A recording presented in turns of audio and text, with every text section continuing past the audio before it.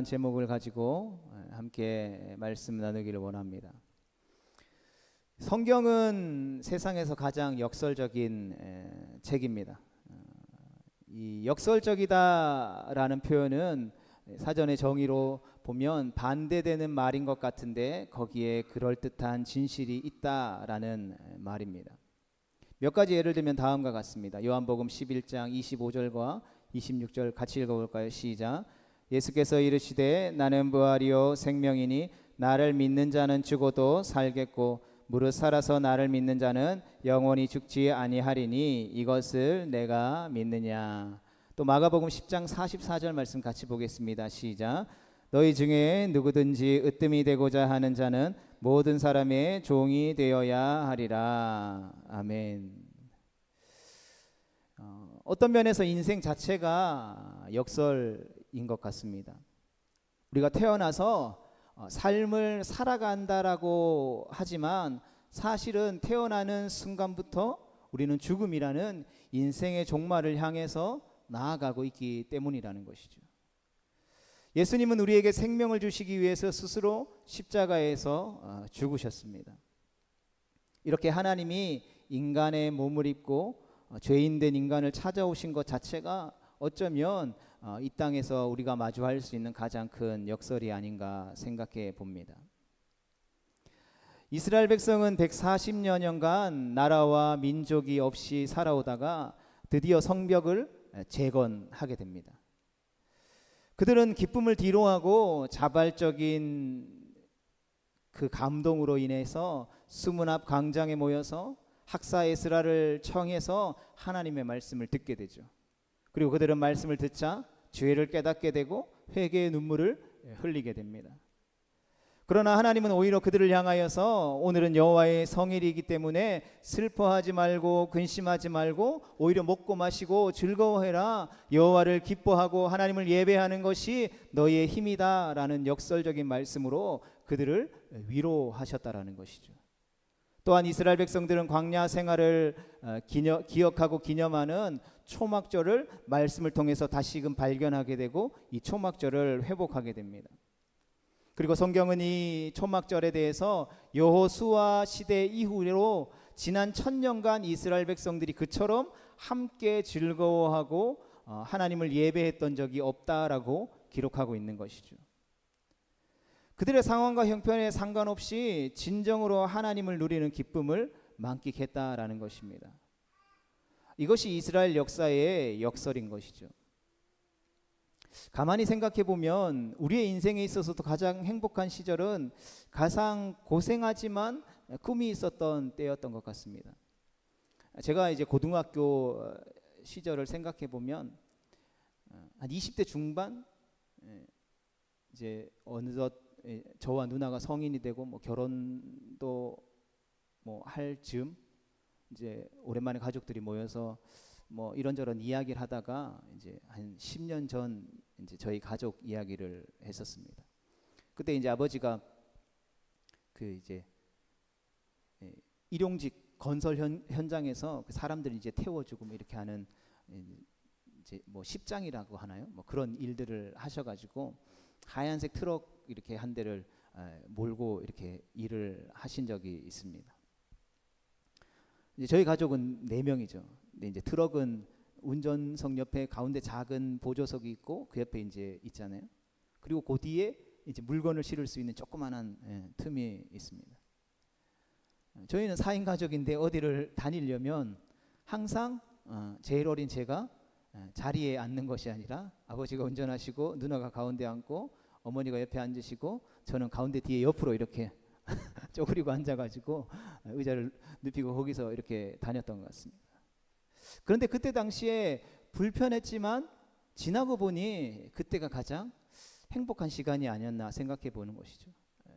뒤에다가 소뚜껑 같은 거 하나 싣고 가다가 정육점에서 삼겹살 사가지고 뭐 요즘엔 그런 경우들이 잘 없지만 다리 밑에 가가지고 그늘에 가가지고 그냥 이렇게 그때는 숯도 아니죠. 그냥 주변에서 나뭇가지 꺾어 와가지고 불 피워가지고 소뚜껑에 삼겹살 구워 먹고 불편하지만 뭐 막 누가 구워주는 막 맛있는 반찬이 있는 그런 고기는 아니었지만 지금 생각해봐도 그때가 가장 행복하고 그때가 가장 즐거웠던 시간들이 아닌가라는 생각들을 하게 되는 것이죠. 그때는 꿈이 있었고 또 그때는 비전이 있었죠. 뭐 지금은 없다는 말이 아니라 그때는 그랬던 것 같아요. 그때는 가족들이 한 자리에 모여서 산 지 얼마 되지 않았고 가족들이 한 곳에 모여서 살기 위해서 부모님들은 밤잠을 설치시면서 뭐 밤낮 쉬지 않고 일하셨고, 조금 지나면 돈을 벌면 우리가 한 집에서 살 수 있을 거야 라는 생각들을 가지고 열심히 살았던 시대라는 것이죠. 지금까지 이스라엘 백성들은 나라가 멸망하고 모든 소망이 없어진 시점에 예루살렘 성벽 공사를 하면서 인생에서 가장 기쁘고 영광스러운 순간을 맞이했습니다. 물론 인차로 포로 귀환하고 나서 그 은혜와 감격이 있었죠. 22년이라는 시간 동안 성전 공사를 했고 여러 가지 방해 어려움이 있었지만 그 성전을 다시 회복했을 때의 기쁨이 있었을 것입니다. 그럼에도 불구하고 성벽은 아직 재건되어지지 않았던 상황이죠. 그때 하나님께서 느헤미야를 통해서 이스라엘에 무너졌던 성벽들을 다시 한 번 더 회복시켰다라는 것이죠. 어쩌면 이 내면의 어떤 문제들이 해결되어지고 또 외적으로도 문제들이 해결되어진 것 같은 상황들이 이루어졌다라는 것이죠. 마음도 편안하고 실제적인 삶의 생활들도 어느 정도 여유를 찾아갔다라는 것이죠. 이스라엘 민족에게 있어서는 그 포로로 끌려가고 나라가 멸망당하고 처참한 그 상황을 지나서 이제 인생에서 가장 기쁘고 영광스러운 순간을 맞이했다라는 것이죠. 그런데 이스라엘 백성들은 여기에서 멈추지 않았다라는 것이죠. 아니, 지금까지 수문 앞 광장에서 열린 부흥성회와 초막절의 회복은 이스라엘 백성들에게 있어서 시작에 불과했다라는 것이죠. 그들은 얼마 후에 다시 모이게 됩니다.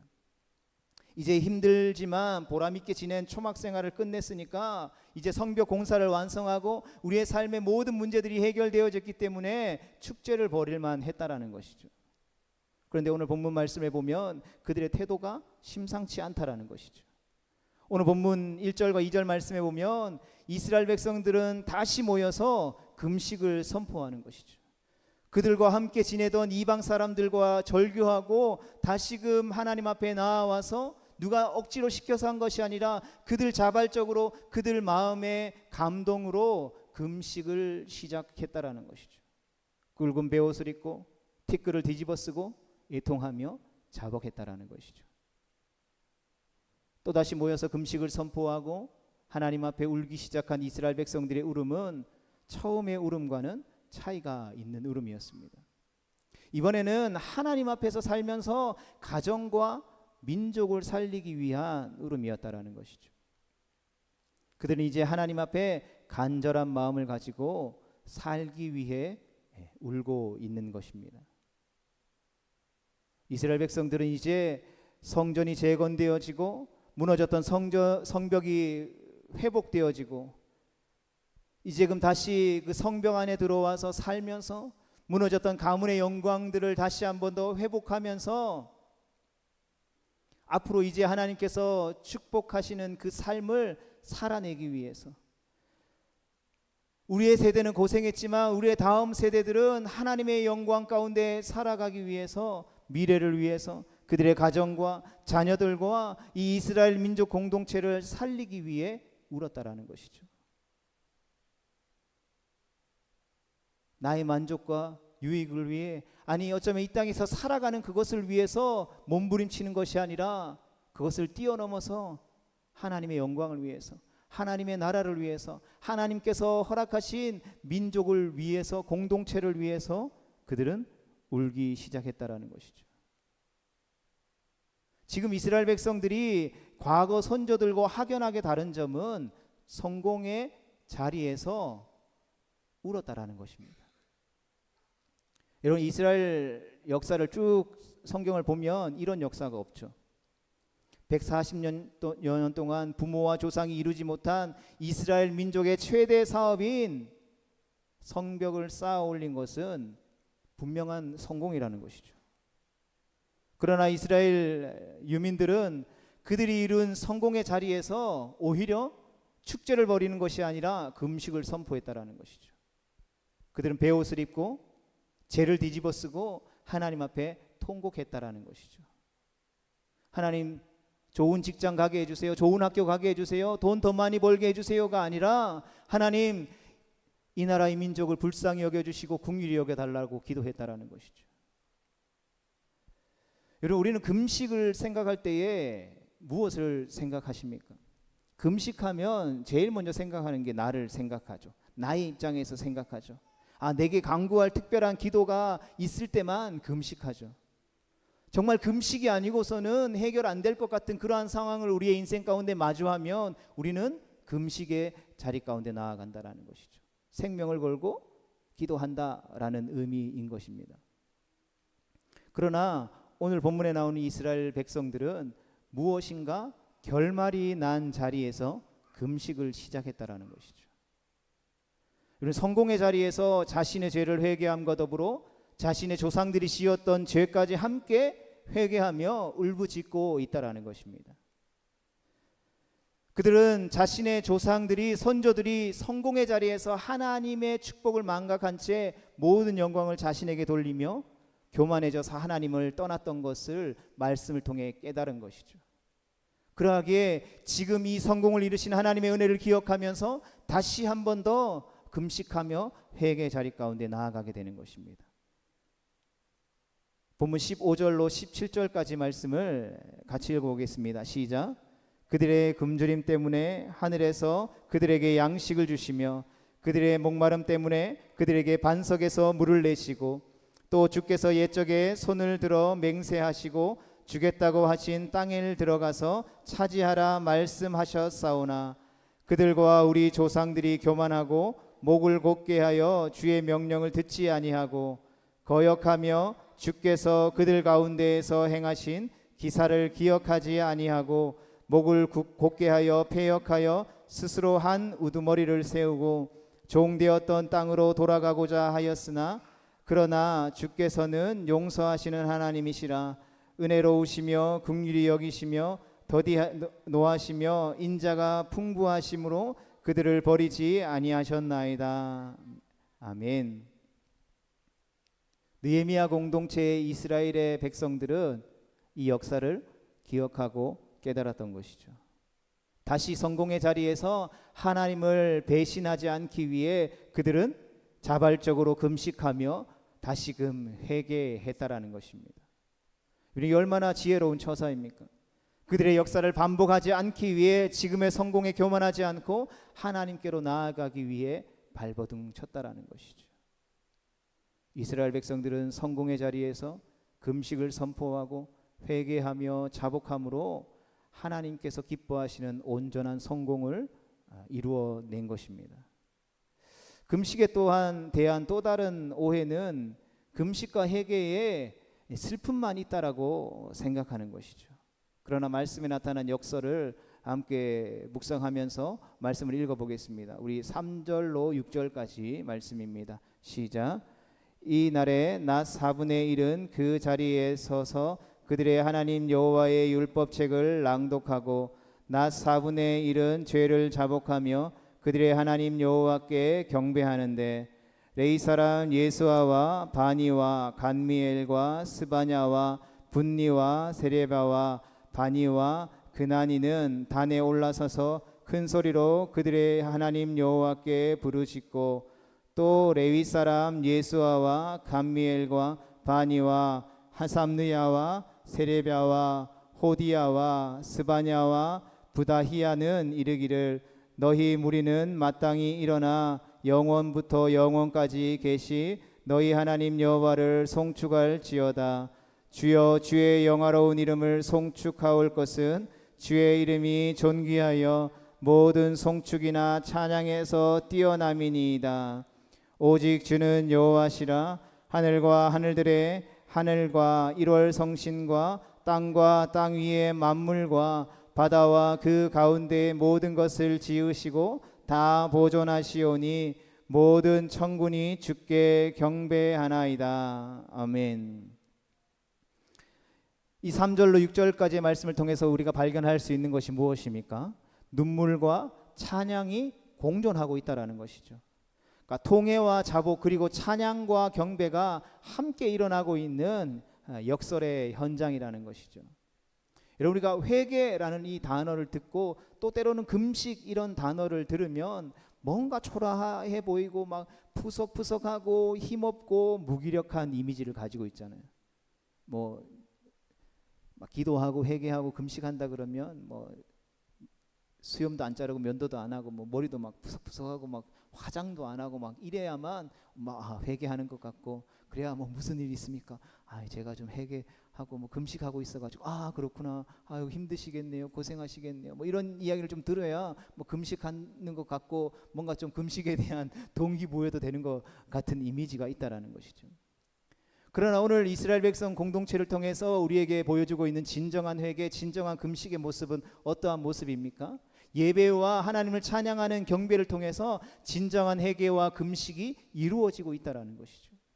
하나님을 찬양하고 하나님을 예배하고 하나님을 경배하면서 하나님의 거룩하심을 느끼게 되고, 그 거룩하심 때문에 비로소 우리는 죄를 깨닫고 깊이 하나님 앞에 나아가 회개할 수 있다는 것이죠.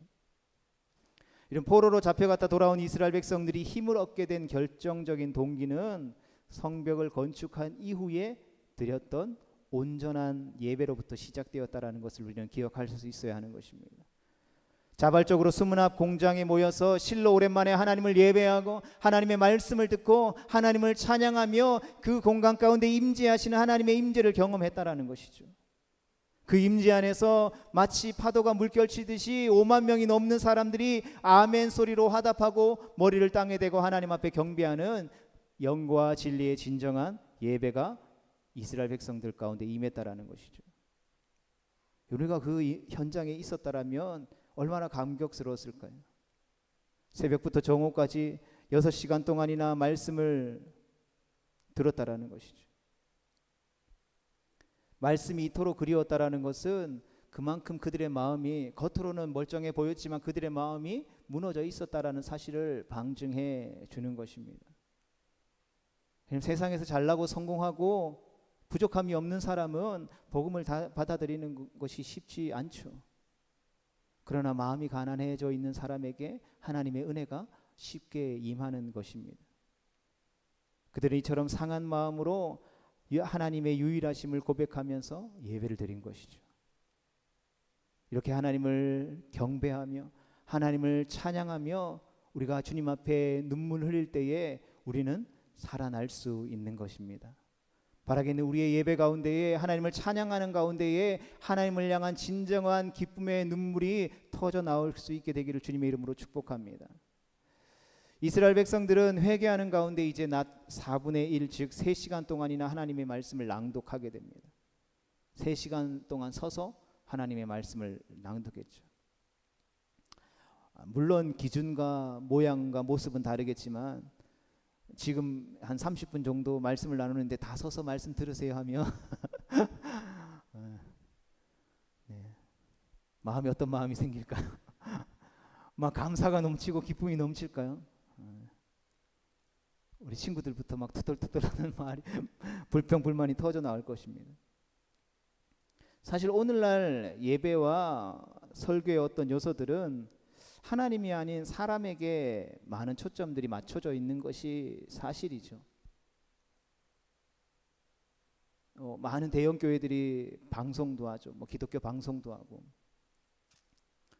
그런 교회들은 설교자도 정해진 시간 안에 설교를 마쳐야 합니다. 다 토요일 날 다 리허설하죠. 찬양을 인도하는 사람이 막 찬양하는데 은혜가 돼서 후렴 한 번 더 반복합시다. 그러면 끝나고 내려와서 혼나요. 왜요? 방송 스케줄이 정해져 있기 때문에. 하나님이 임재하셔도 하나님의 임재를 가로막는 것이 어쩌면 오늘날 우리가 드리는 예배는 아닌가 생각해 보게 되는 것이죠. 물론 여러 가지 의미에서 그런 예배들도 필요하다라는 것이죠. 하지만 오늘날 우리 가운데에 들어와 있는 예배와 설교와 또 교회 안에 드려지는 그 예배 가운데 요소들 중에서는 대부분 많은 것들이 사람에 의해 그 초점이 맞추어져 있는 것이 사실이라는 것이죠. 그러나 우리가 기억해야 될 것은 예배는 온전히 하나님 앞에 드리는 것이라는 것이죠. 그런데 우리는 이 사실을 잊어버릴 때가 많다라는 것이죠. 우리가 누구의 임재 앞에서 예배를 드리고 있는지를 다시 한 번 더 생각해 봐야 하는 것이죠. 그런 의미에서 이렇게 선배 목사님들이 예배 드리는데 좀 예배 시간이 1시간을 넘어서 길다 이러면 끝나고 장로님 오셔가지고 목사님 예배 시간이 너무 깁니다 이렇게 이야기하지 않는 은혜로운 교회에 제가 사역할 수 있어서 참 감사한 것 같습니다. 은혜 받은 백성들이 무려 3시간 동안 서서 하나님의 말씀을 낭독했다라고요. 그리고 나머지 3시간은 뭘 했다고요? 그 받은 말씀에 은혜 받아서 하나님 앞에 회개했다라는 것이죠. 3시간 동안 회개했다라는 것입니다. 들은 말씀을 통해 은혜가 임하자 회개에 이른 것이죠. 여러분, 초막절 기간에 이스라엘 백성들은 하나님의 말씀을 들으면서 하나님이 어떤 분이신지를 깨달았습니다. 그리고 그 말씀이 어떤 일을 자신의 조상들을 위해 행하셨는지 말씀 가운데 배웠고 자녀 후손들에게 함께 가르치고 나누었다라는 것이죠. 그래야 그 말씀 가운데에 그분의 자녀로서 그분의 백성으로서 어떠한 삶을 살아야 하는지를 그들이 깨닫게 되었다라는 것이죠. 그렇게 온 이스라엘 회중 가운데 회개가 선포되어졌을 때에 에스라와 레위인들은 백성들에게 그 깨달은 말씀을 선포하며 나아가게 됩니다. 우리 7절부터 15절까지의 말씀을 같이 보겠습니다. 시작. 주는 하나님 여호와시라. 옛적에 아브라함을 택하시고 갈대아 우르에서 인도하여 내시고 아브라함이라는 이름을 주시고 그의 마음이 주 앞에서 충성됨을 보시고 그와 더불어 언약을 세우사 가나안 족속과 헷 족속과 아모리 족속과 브리스 족속과 여부스 족속과 기르가스 족속의 땅을 그의 씨에게 주리라 하시더니 그 말씀대로 이루셨사오매 주는 의로우심이로소이다. 주께서 우리 조상들이 애굽에서 고난 받는 것을 감찰하시며 홍해에서 그들의 부르짖음을 들으시고 이적과 기사를 베푸사 바로와 그의 모든 신하와 그의 나라 온 백성을 치셨사오니 이는 그들이 우리의 조상들에게 교만하게 행함을 아셨음이라. 주께서 오늘과 같이 명예를 얻으셨나이다. 또 주께서 우리 조상들 앞에서 바다를 갈라지게 하사 그들이 바다 가운데를 육지같이 통과하게 하시고 쫓아오는 자들을 돌을 큰 물에 던짐같이 깊은 물에 던지시고 낮에는 구름 기둥으로 인도하시고 밤에는 불 기둥으로 그들이 행할 길을 그들에게 비추셨사오며 또 신의 산에 강림하시고 하늘에서부터 그들과 말씀하사 정직한 규례와 진정한 율법과 선한 율례와 계명을 그들에게 주시고 거룩한 안식일을 그들에게 알리시며 주의 종 모세를 통하여 계명과 율례와 율법을 그들에게 명령하시고 그들의 굶주림 때문에 하늘에서 그들에게 양식을 주시며 그들의 목마름 때문에 그들에게 반석에서 물을 내시고 또 주께서 옛적에 손을 들어 맹세하시고 주겠다고 하신 땅을 들어가서 차지하라 말씀하셨사오나. 아멘.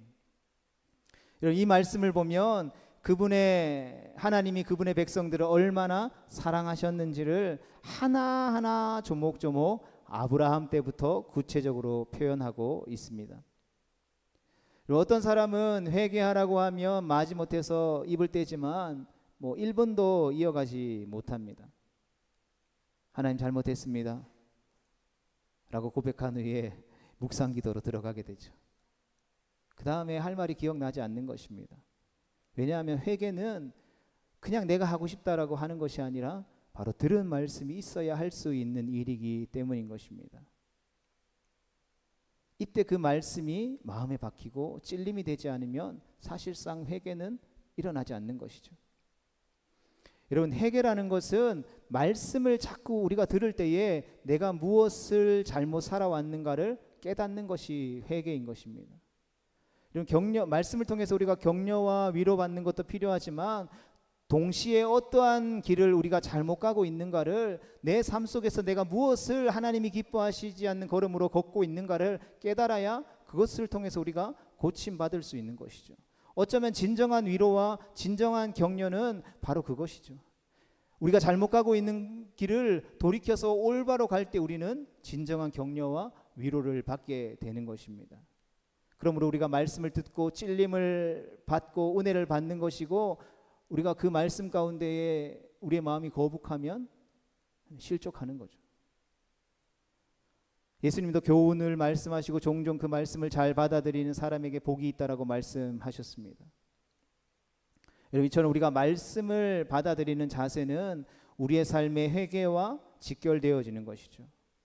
그러하기에 우리는 말씀 가운데에 울 수 있어야 하는 것입니다.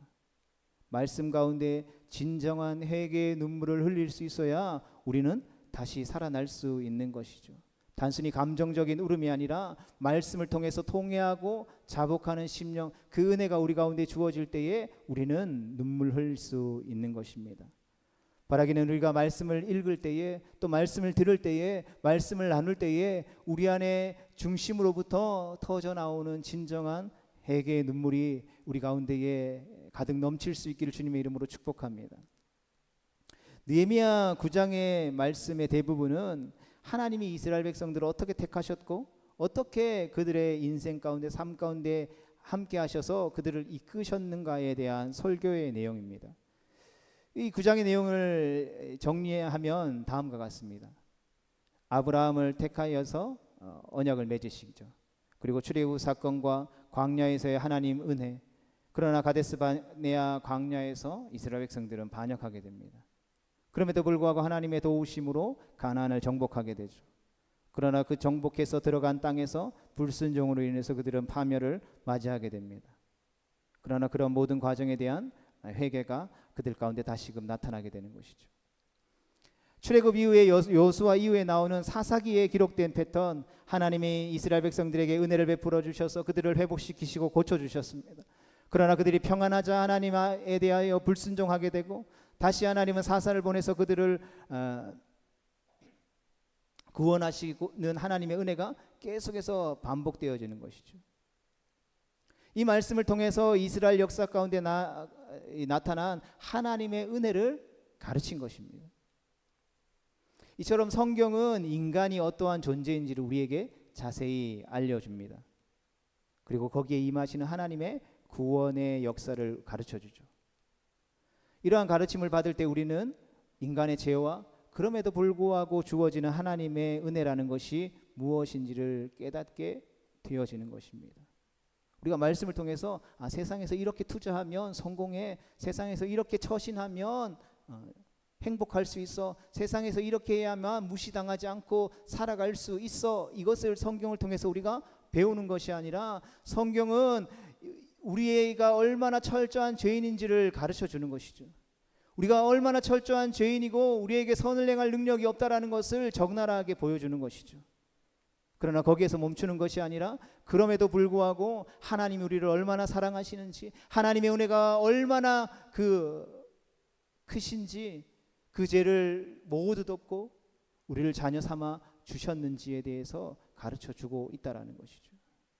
그리고 이 깨달음의 은혜 안에 우리가 거할 때에 우리는 우리의 어떠함과 상관없이 누군가를 위해서 기도할 수 있고 누군가를 위해 눈물을 흘릴 수 있게 되어지는 것입니다.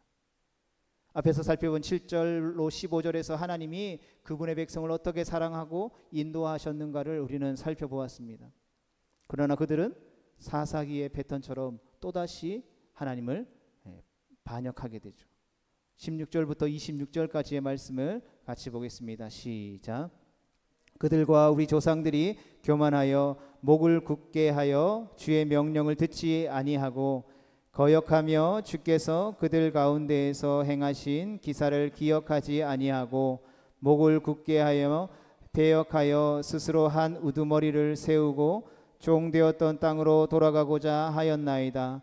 그러나 주께서는 용서하시는 하나님이시라. 은혜로우시며 긍휼히 여기시며 더디 노하시며 인자가 풍부하심으로 그들을 버리지 아니하셨나이다.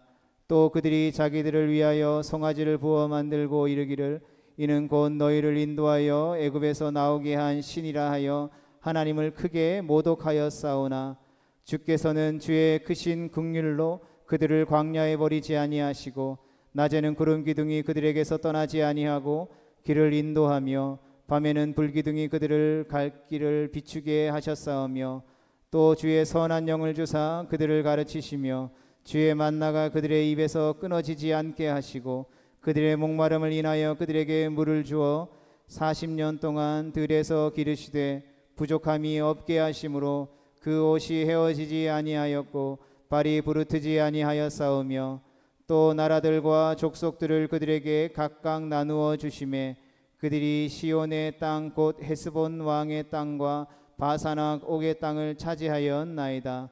주께서 그들의 자손을 하늘의 별같이 많게 하시고 전에 그들의 열조에게 들어가서 차지하라고 말씀하신 땅으로 인도하여 이르게 하셨으므로 그 자손이 들어가서 땅을 차지하되 주께서 그 땅 가나안 주민들이 그들 앞에 복종하게 하실 때에 가나안 사람들과 그들의 왕들과 본토 여러 족속들을 그들의 손에 넘겨 임으로 행하게 하심에 그들이 견고한 성읍들과 기름진 땅을 점령하고 모든 아름다운 물건이 가득한 집과 판 우물과 포도원과 감람원과 허다한 과목을 차지하여 배불리 먹어 살찌고 주의 큰 복을 즐겼사오나 그들은 순종하지 아니하고 주를 거역하며 주의 율법을 등지고 주께로 돌아오기를 권면하는 선지자를 죽여 주를 심히 모독하였나이다. 아멘.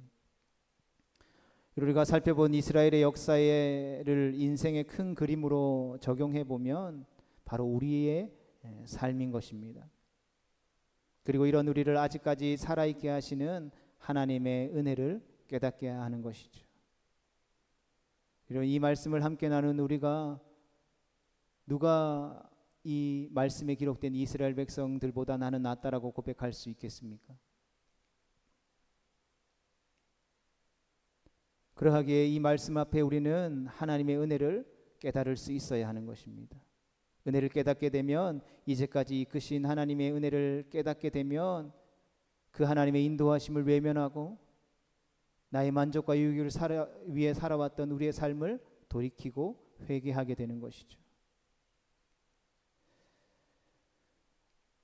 하나님을 믿어가고 있는 분들 중에 종종 이런 질문을 하곤 합니다. 물론 신앙생활을 하고 있는 분들에게도 그러한 질문들은 있을 수 있죠. 회개하고 싶은데 어떻게 해야 하나요? 라는 질문들을 받을 때가 있습니다. 그럴 때면 이렇게 대답해 드립니다. 잘못한 행동을 진심으로 뉘우치고 용서를 구하세요. 그리고 이제 다시는 그 잘못된 행동을 하지 않겠다라고 고백하세요라고 권면해 드리죠. 그런데 사실 마음에 잘못했다라는 생각이 들지 않으면 여러분 사과하고 싶은 마음도 들지 않고 행동을 고치고 싶은 생각도 전혀 일어나지 않는 것이죠. 다시 말해서 마음에 잘못된 것에 관한 생각이 없으면 회개할 수 없다라는 것입니다. 단순히 나는 회개하고 싶어 회개할 거야 라고 해서 회개할 수 있는 것이 아니다라는 것이죠. 그러하기 때문에 우리는 은혜 받아야 회개할 수 있는 것입니다. 예배 때 선포되는 말씀과 우리가 함께 고백하는 찬양을 통해서 은혜 받을 수 있어야 하는 것이죠. 내 개인의 경건의 시간들을 통하여서 하나님의 말씀을 읽고 기도하는 그 시간들을 통해서 은혜를 받아야 하는 것입니다. 은혜를 받을 만한 때가 있고 은혜를 사모하는 갈급한 마음을 가진 자에게 여러분 은혜가 임하는 것입니다. 그리고 그 은혜가 임하는 자에게 눈물이 있는 것이죠. 성도 여러분, 말씀을 정리하면서 역설적인 인생을 넘어서 어쩌면 오늘 함께 나누는 이 말씀의 본질적인 제목은 바로 이것인 것 같습니다. 여러분, 누군가 나를 위해 울어주는 사람이 있을 때에 우리는 살아날 수 있는 것입니다. 주님이 우리를 위해 친히 눈물 흘려 주셨기에 우리가 살아났고 우리가 여기 서 있는 것입니다. 우리가 그러한 은혜를 받았다면 우리는 눈물 흘릴 수 있어야 하는 것입니다. 내가 가정을 위해서 울 때 가정이 살아나는 것이고, 내가 교회를 위해 울며 기도할 때에 교회가 살아날 수 있는 것이며, 내가 민족과 공동체를 위해 회개할 때에 하나님께서 이 나라와 민족을 살리시는 줄로 믿습니다.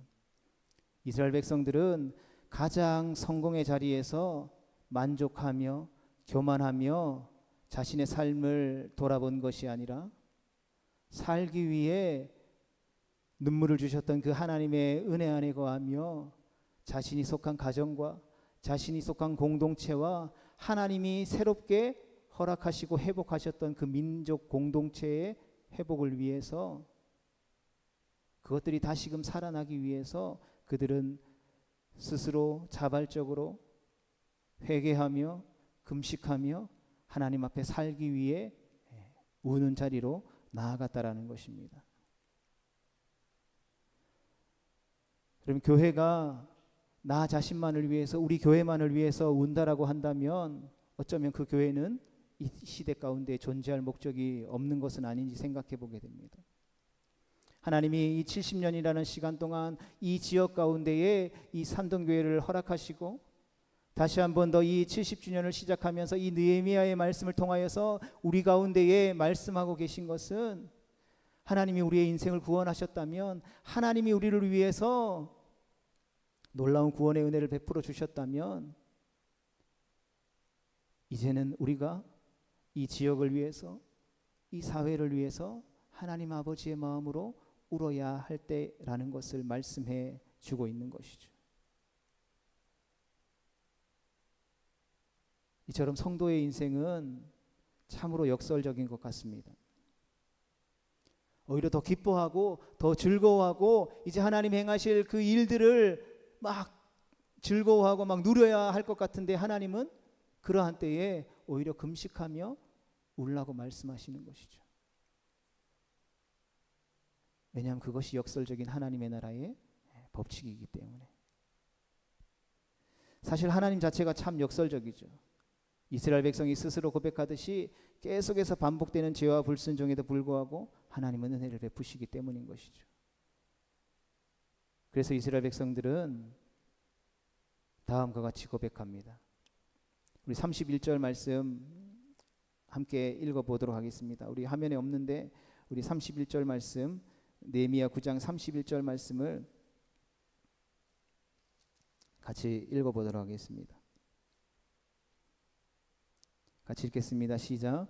주의 크신 긍휼로 그들을 아주 멸하지 아니하시며 버리지도 아니하셨사오니 주는 은혜로우시고 불쌍히 여기시는 하나님이시니이다.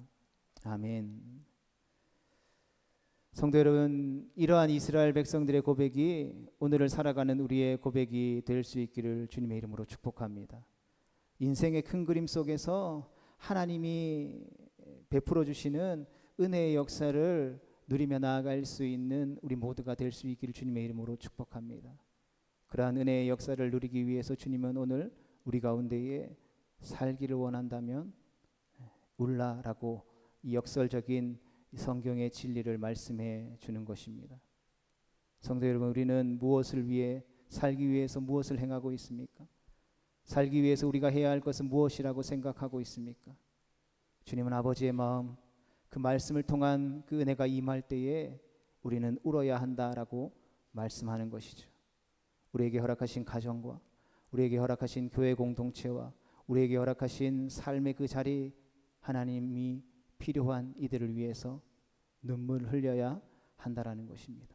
그것이 우리가 살아나고 우리의 가정이 살아나고 우리의 공동체와 이 나라의 민족과 열방이 살아나는 길이라는 것이죠. 바라기는 살기 위해 주님 앞에 눈물 흘릴 수 있는 거룩하고 복된 성도들 되어질 수 있기를 주님의 이름으로 축복합니다. 기도하겠습니다.